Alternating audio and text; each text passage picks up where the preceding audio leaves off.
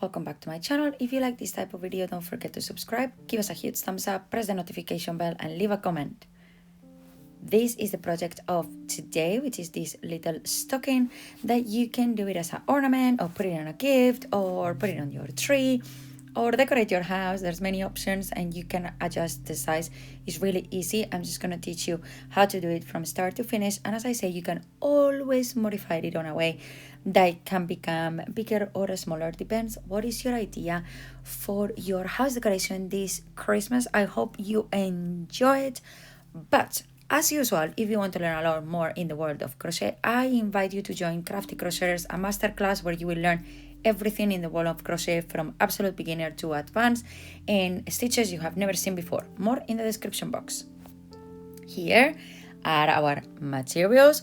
Welcome to my last minute Christmas decoration / gift playlist that I'm doing for you this month of December. We're gonna be doing all of these fun projects all the way up until Christmas, and what you're gonna need is gonna be red yarn, white yarn, scissors, and a hook that matches your yarns. In this case for me it was a 3mm tapestry needle, and a lot of patience because this is a really quick and easy project, but there are going to be some parts of the project that is going to be quite stressful because it's a really small project. In this case, we're going to start with a slip knot, and after you've done the slip knot with our red yarn, we are going to start doing chains. You're going to first start with 36 chains.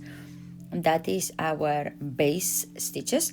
Okay, and if you have no idea how to do slip knot chains stitches, well, I have a full absolute beginners tutorial where you can learn everything, and maybe you can use the break of the holidays to learn a little bit more of crochet or join my masterclass at the beginning of the year. But after we've done 36 chains, you have to do 2 extra chains. These work as our turning chain plus our stitch.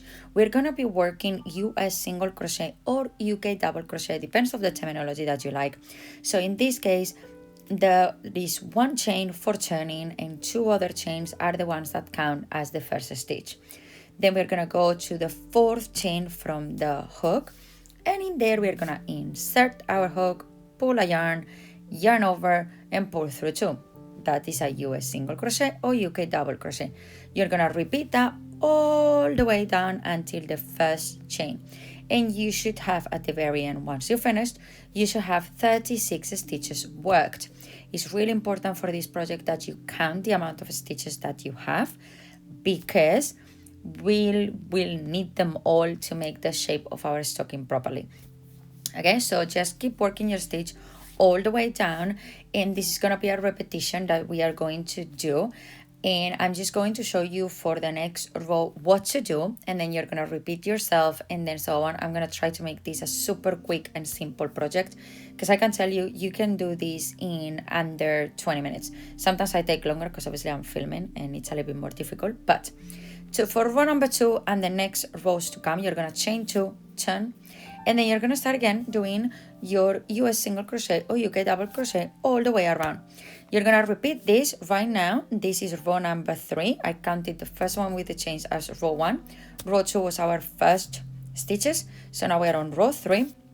From row 3 to 7, you are going to repeat this. So it's 6 rows in total of this stitch worked. And once you finish, we're going to start shaping the boots. Okay, so now we are on row number 8 and we have finished with shaping the height of our boot. Now what we're gonna do, we are gonna chain 2 as usual and turn. Now once you turn, we're gonna do a decrease. We're gonna do a decrease at the beginning and at the end of this row. So what we're going to do is we're gonna insert ourselves on the first stitch as usual, pull a loop. You're not gonna move from there. And then now, because normally what we're going to do is yarn over again. No, we're going to insert ourselves on the next stitch and pull up a loop. So we have 3 loops on the hook. You're going to yarn over and you're going to pull through 3. And that is a US single crochet or UK double crochet decrease. Now, what we are going to do is we are going to do the stitches as usual all the way down until you have 3 stitches left at the very end. Why? Because we can start with a decrease because we've done the chains, but we will never finish with a decrease. Otherwise the shape looks really weird. So we will do the decrease from the stitch second and third from the last, and then the last one we will work a normal stitch.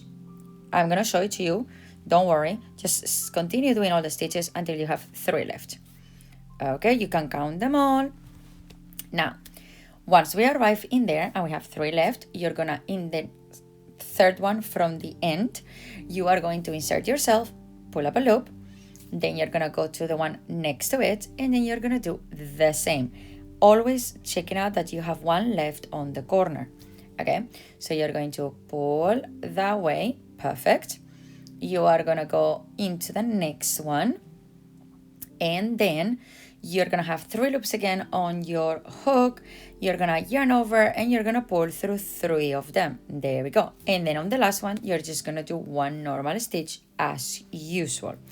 There we go. We have decreased, and now you should have 34 stitches on your project. What we're gonna do now, we have to do 1 more row of decreases. So this is row number 8, first row of decreases. We're gonna start row number 9, which is another decrease.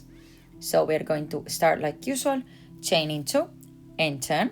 Again, because we already have our chains at the very beginning, we're gonna repeat same than before. Straight away at the beginning, we're gonna do our decrease. Really easy, putting 2 stitches together, and then after the decrease, we're gonna do all of our stitches until the very end. On the last 3 stitches, on the second and third from the end, we're gonna do the decrease, and then the last one stitch, and we're gonna finish row number 9 with 32 stitches, and then we are going to fasten off. That means we are going to, like we finished, okay, absolutely finished. You're just gonna end your project in there. Why? Because what it is, the feet area, let's say, of the boot is done, is finished, and now comes the time to create the height of our boot. So to fasten off, simply what you are going to do is going to be chain 1, and then cut your yarn and pull a little bit so a knot will happen in there. As you can see right now, I'm showing you in the video. That's all what you have to do to fasten off. If you have never done any project and you don't know how to fasten off, well, I just teach you. And I hope it was easy peasy. Leave a little bit of a tail, because that's gonna be good for us later on to sew the front of the boot, or just kind of like to hide some bits. Yeah, leave a little bit of a long tail. Anyhow, now we move to row number 10, and in row number 10 we're gonna count 6 stitches, and then the number 7th from the beginning we're gonna insert there our hook, and we are gonna bring a brand new yarn in there. We're gonna start from there. We're only gonna work 20 stitches, so you're gonna have 6 stitches on each side. Okay, those are your 12. We had 32, that's why it's important that you're counting. So you'll have 6, 6, and 20 on the center, which is our boot. This is one of the ways to attach one new yarn, which is by doing a slip knot. This used to be my old style of doing connections of yarns. I don't do this anymore. You can also do one chain, or you can directly work 1 stitch on the first stitch and then start working. You have multiple ways to start doing this sort of project. Once we have started in there, well, we're gonna start by doing the same like always. We're gonna start by chaining 2, and then we're gonna start working all the stitches across. You have to work from the first one where you just make your chains, okay? That one counts as the first one. All right, so where you chain 2, you do as well 1 stitch in there. You remember 1 US single crochet or UK double crochet, and then you're gonna work for 20 stitches. And then what you're going to do, you're going to repeat this for 10 rows. I'm just going to leave you in here, and I'm just going to skip ahead.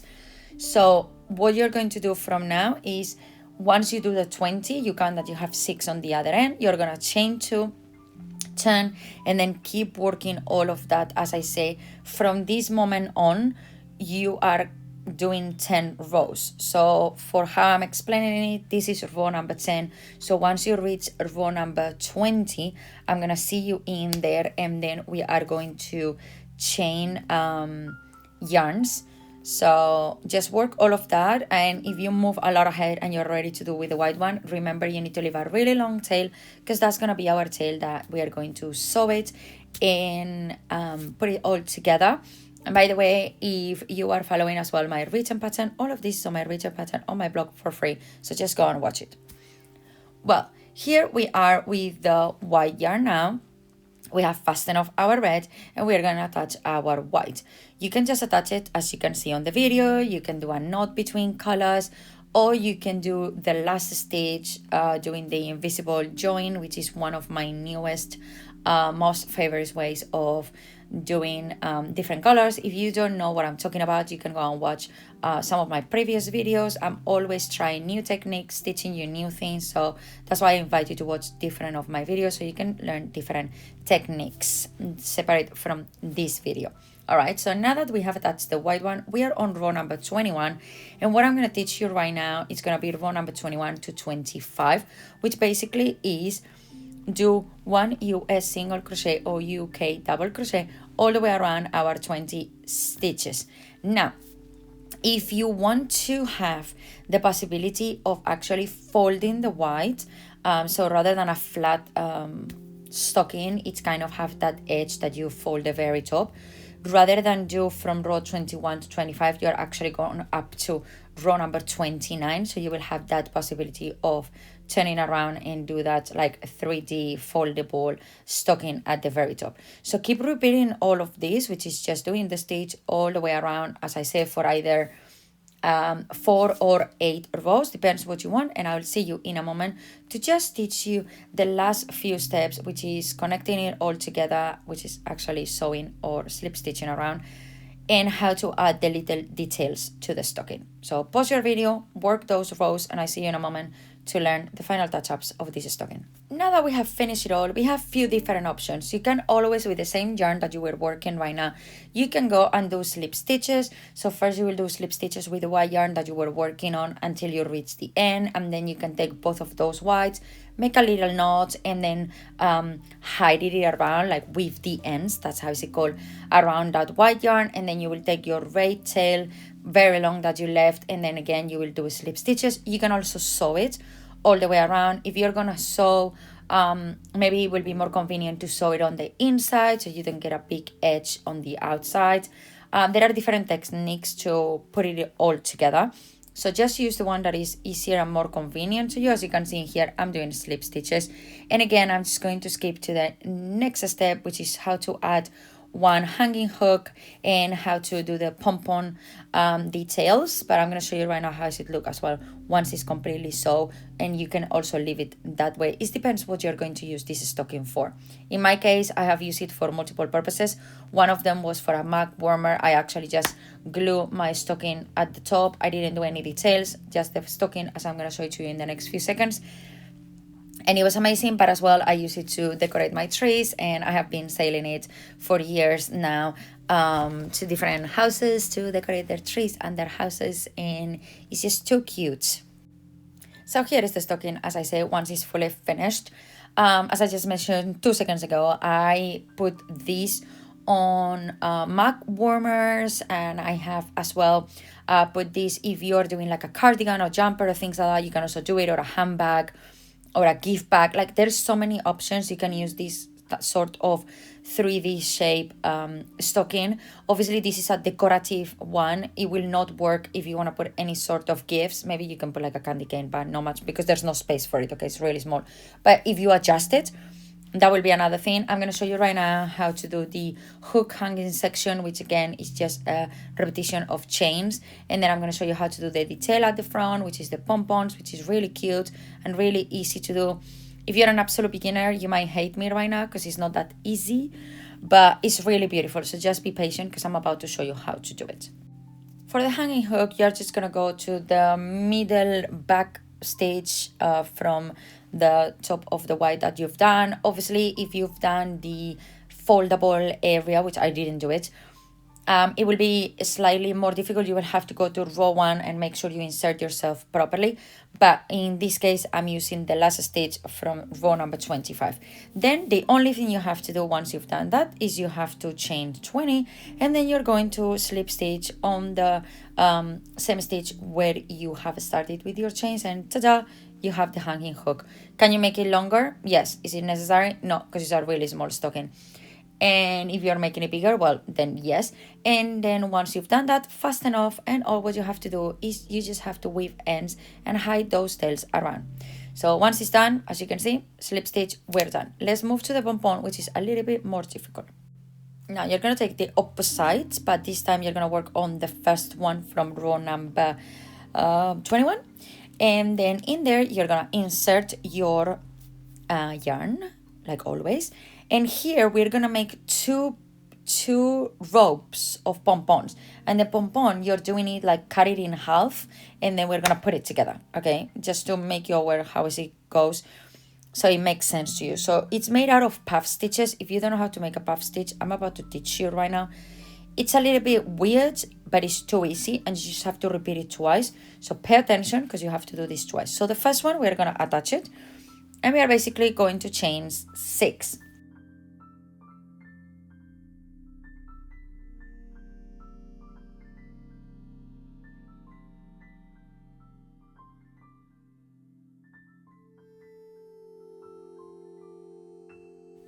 Okay, so now what we're going to do, we're going to go to the third one from the loop. I've done this wrong, but I'm going to teach you how to do it. So you're going to yarn over and insert your hook. You have 3 loops on your hook. Do not check camera, listen to me. You have 3 loops on your hook. You're going to yarn over and pass it to the first 2.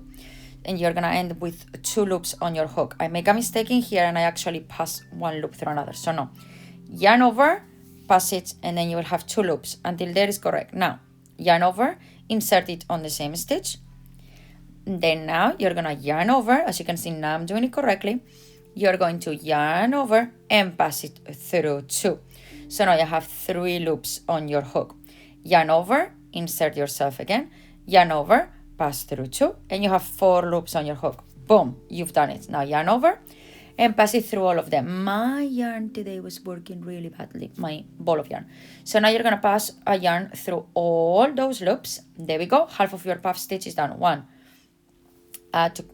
this is an actual puff stitch, but not for what we need for our pom-pom.